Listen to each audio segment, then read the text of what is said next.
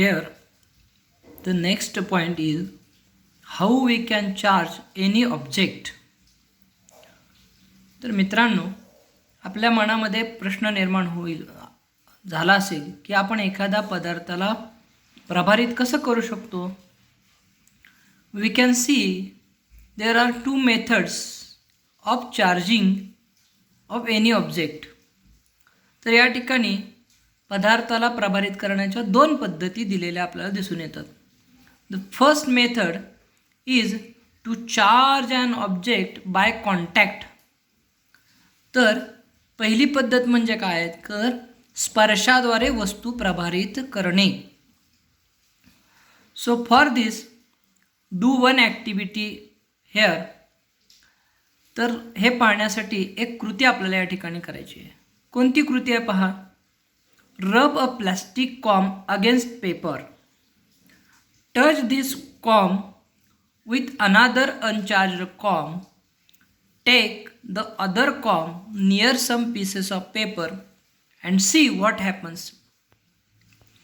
तर या ठिकाणी आपल्याला दोन कंगवे घ्यायचे किंवा दोन प्लास्टिकच्या पट्ट्या घेतल्या तरी चालते. आता यातला एक कंगवा कागदावर जोराने घासायचा आहे आणि घासल्यानंतर त्या कंगव्याचा स्पर्श दुसऱ्या कंगव्याला करायचा आहे आणि तो दुसरा कंगवा कागदाच्या लहान तुकड्यांजवळ न्यायचा आहे आणि काय घडतं ते पाहायचं आहे. We can see that the small pieces of papers are attracted towards the com.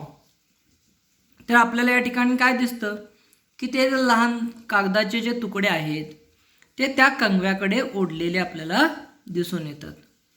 आता या ठिकाणी आपण काय केलेलं आहे तर जो कंगवा आपण घासलेला आहे तो कागदाच्या तुकड्याजवळ न नेता त्याचा स्पर्श दुसऱ्या कंगव्याला केला होता आणि तो कंगवा दुसरा कंगवा आपण कागदाच्या तुकड्याजवळ नेला होता. पण ह्या स्पर्श केल्यामुळे काय झालं. The charges on the first comb transfer to the second comb due to the contact. या ठिकाणी काय झालं की जे पहिल्या कंगव्यामध्ये तयार झालेला जो प्रभार होता तो प्रभार दुसऱ्या कंगव्याला स्पर्श केल्यामुळं दुसऱ्या कंगव्यावर गेला आणि तो दुसरा कंगवा कागदाच्या तुकड्याजवळ नेल्यामुळं प्रभारित असलेला कंगवा हा प्रभाररहित कागदांना काय करतो स्वतःकडे ओढून घेतो. पाठीमागं आपण काल पाहिलेलं आहे की charged objects attract uncharged object towards itself. तर प्रभारित वस्तू ही अप्रभारित वस्तूला आपल्याकडे ओढून घेत असते हे आपण पाहिलेलं आहे. पण या ठिकाणी काय झालेलं आहे तर एक कंगव्याने दुसऱ्या कंगव्याला काय केलेलं आहे प्रभारित केलेलं आहे. कारण त्यांचा आपण काय केलेलं आहे एकमेकाशी कॉन्टॅक्ट केलेला आहे म्हणजे ते एकमेकांशी त्यांचा आपण संबंध जोडलेला होता आणि त्यामुळं एकमेकाला स्पर्श केला होता. त्यामुळं पहिल्या कंगव्यातील प्रभार दुसऱ्या कंगव्यात गेले आणि त्यामुळं दुसऱ्या कंगव्याने काय केले ते कागदाचे तुकडे स्वतःकडे ओढून घेतले. Then the next method to charge of an object is induction. तर वस्तू प्रभारित करण्याची दुसरी जी पद्धत आहे त्याला आपण इंडक्शन म्हणजे मराठीमध्ये त्याला प्रवर्तन म्हणतात. आता हे प्रवर्तन कसं घडतं यासाठी एक कृती आपल्याला दिलेली आहे. See the next activity. तर पुढची कृती पहा. Rub a comb or balloon on your hair as shown in the picture. Take the comb near a thin trickle of water from a tap. See what happens. Now draw the comb away from the trickle and observe what happens.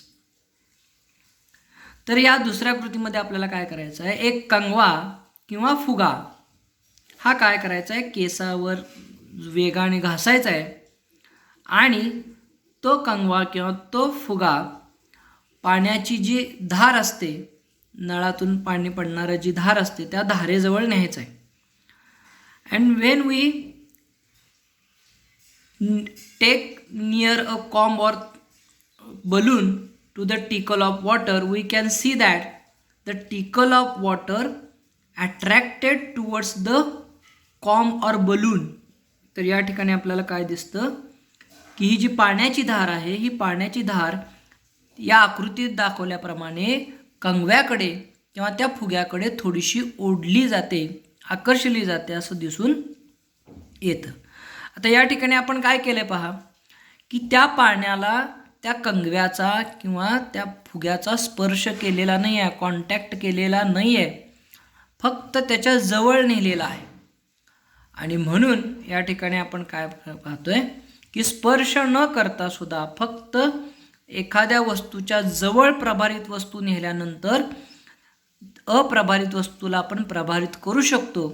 आणि यालाच आपण काय म्हणतो, to charge an object by induction, म्हणजेच याला आपण प्रवर्तनाने वस्तू प्रभारित करणे असं आपण म्हणतो.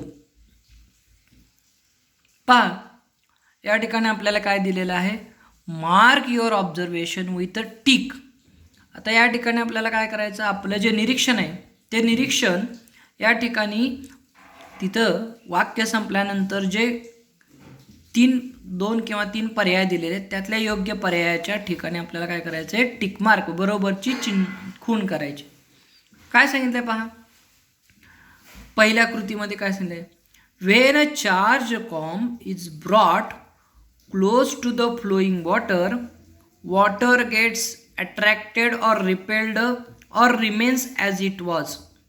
तर या ठिकाणी 3 पर्याय दिलेत. तर यातला आपल्याला पर्याय योग्य पर्याय कुठला वाटतो, तर या ठिकाणी आकृतीमध्ये दिसतंय की ते जे पाणी आहे ते पाणी काय होतंय, कंगव्याकडं अट्रॅक्ट होते, म्हणजे कंगव्याकडं आकर्षले जाते, म्हणून अट्रॅक्टेडच्या खाली काय होईल, आपली बरोबरची खूण येईल.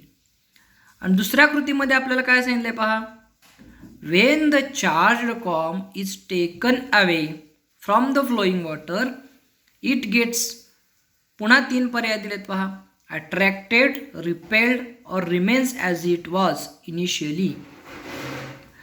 तर तो चार्ज प्रभारित कंगवा त्या नळाच्या धारेपासून दूर नेल्यानंतर काय होतं, तर ती नळाची धार पुन्हा पूर्ववत होताना आपल्याला दिसते. म्हणून आपला जो योग्य पर्याय असेल तर तो तिसरा पर्याय असेल, म्हणजे रिमेन्स ॲज इट वॉज, त्याच्या खाली आपले काय असणार आहे, बरोबरची खूण असणार आहे. तर अशा पद्धतीनं या 2 पद्धतीनं आपण म्हणजे charge and object by contact आणि charge by an object by induction, म्हणजे कॉन्टॅक्ट आणि इंडक्शन म्हणजे स्पर्श आणि प्रवर्तन, या 2 पद्धतीनं आपण वस्तूंना प्रभारित करू शकतो. या 2 पद्धती आपल्याला या ठिकाणी दिसून येतात. पहा या खालच्या पॅराग्राफमध्ये आपल्याला काय सांगितलेलं आहे, at first the flow of water is not charged, म्हणजे सुरुवातीला त्या धारेमध्ये कोणताही प्रभार नसतो. When a negatively charged comb comes near the flowing water, the negative particles in it nearest the comb pushed away, that parts becomes positively charged due to the deficiency of negatively charge. The comb has a negative and the water has a positive charge. Due to this, the attraction between the opposite charges, the flowing water is attracted towards the comb.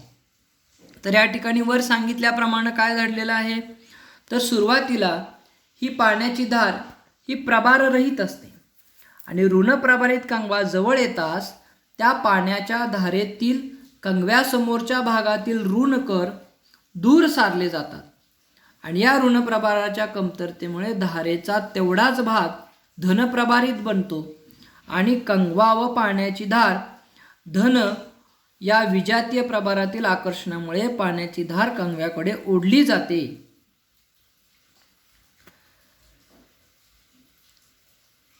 The flowing water, when the comb is taken away, the negative particles in the flowing water comes back to their original position and positive and negative charges becomes equal in number. As the result, the water becomes uncharged again and stops getting the attracted to the comb.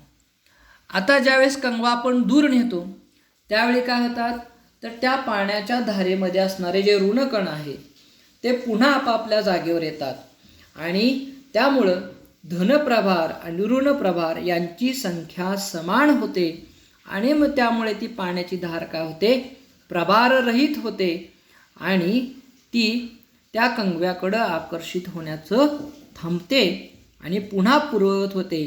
अशा पद्धतीनं या दोन गोष्टी आपल्याला या ठिकाणी पाहायला मिळतात.